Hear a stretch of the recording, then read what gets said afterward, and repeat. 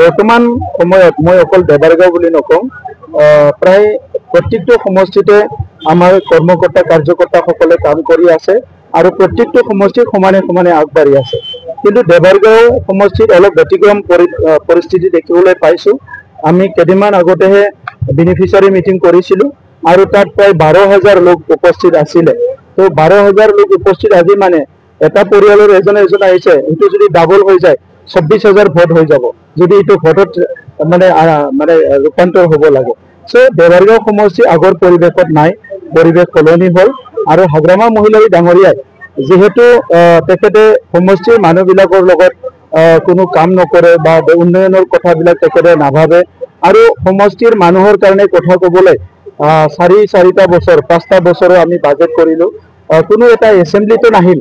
এই কথাবিলাক গম পাই পেলাই দেবাৰগাঁও অঞ্চলৰ ৰাইজে এইবাৰ হাগ্ৰামা মহিলাই ডাঙৰীয়াক পৰিৱৰ্তন কৰাৰ কথা চিন্তা কৰিছে।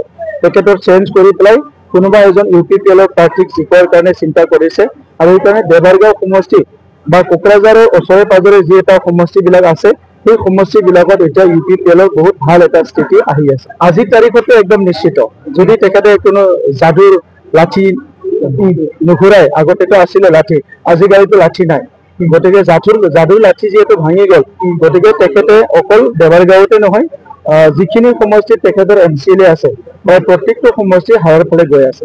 চব বিজেপি সৰ্বভাৰতীয় দল, তেখেতসকলে ভাৰতৰ 4 সীমাৰ ভিতৰত আন্দামান নিকোবৰ পৰা কাশ্মীৰৰ পৰা কন্যাকুমাৰীৰ পৰা মণিপুৰলৈকে চবতো দল তেখেতসকলে কাম কৰিব। গতিকে সেইটো কোনোবা আপোনালোকে আগ্ৰাসন বুলি কৈছে, কোনোবাই দল কৰা বুলি কৈছে। চ' বিজেপিৰ এজেণ্ডা লৈ বিজেপিয়ে কাম কৰি আছে, UPPL নিজৰ এজেণ্ডা লৈ কাম কৰি আছে। এইটো ভিতৰৰ কথাটো ভিতৰেহে জানিব, আমি বাহিৰতে পাতি আছো, এতিয়া ভিতৰতো আৰু বাহিৰত ক'ব নোৱাৰো। মানে BTCটোতো আৰু ভাৰতৰ ভিতৰতে, অসমৰ ভিতৰতে। চ' যিসকল দলে ৰাজনীতি কৰি আছে সেই সকলকতো আৰু আমি লক্ষ্মণ ৰেখা টানি দিব নোৱাৰো, ডাঙৰ ৱাল এটা দি দিব নোৱাৰো যে আপোনালোকে নাহক, আহিবই।